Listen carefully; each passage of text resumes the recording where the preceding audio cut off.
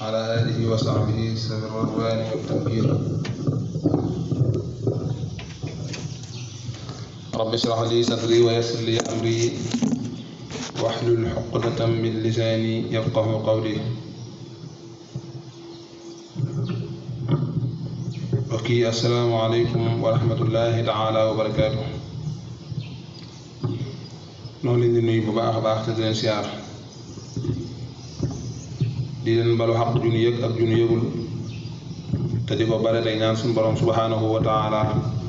mu booloon ak njëgal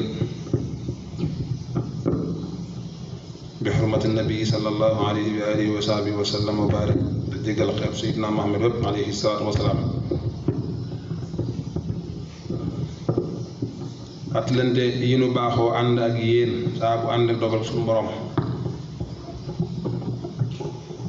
noo ngi am yéen yi delsi ci am yéen yi fàttalante tay bi nag mu jëm ci guddi gu tedd gii nuy waajal yàlla na ci yàlla yóbbu jàmm te defal na ci tawfeex ju kawe sunu njort nun ñëpp mboolem fa ab jullit ni ci kaw suuf te mooy guddig mawlidin nabi sallallahu alayhi wa sallam di guddi gi nga xam ne ci la sallallahu alayhi wa sallam feeñoon jamono waaye lu jiitu lool nag noo ngi massawu diine lislaam jëpp rawatina yoonu murit yépp ci xew-xew bu màgg bi suñu borom xewal ci coobareem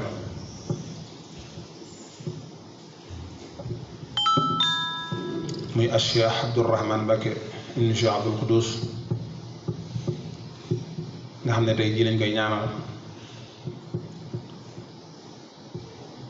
yàlla na suñu borom yërëm ko te jéggal ko te nangu ab liggéeyam te barkeelal ko fa gannaawam ak fa mu jëm. doonoon nit ku baax doonoon ab jullit bu wér ak njullite doonoon ab jullit bu sell jëf te rafet yéene doonoon ab jullit bu bari yërmande te ëmbal ko mbokki jullitam yépp doonoon ab jullit xaqan di ab murid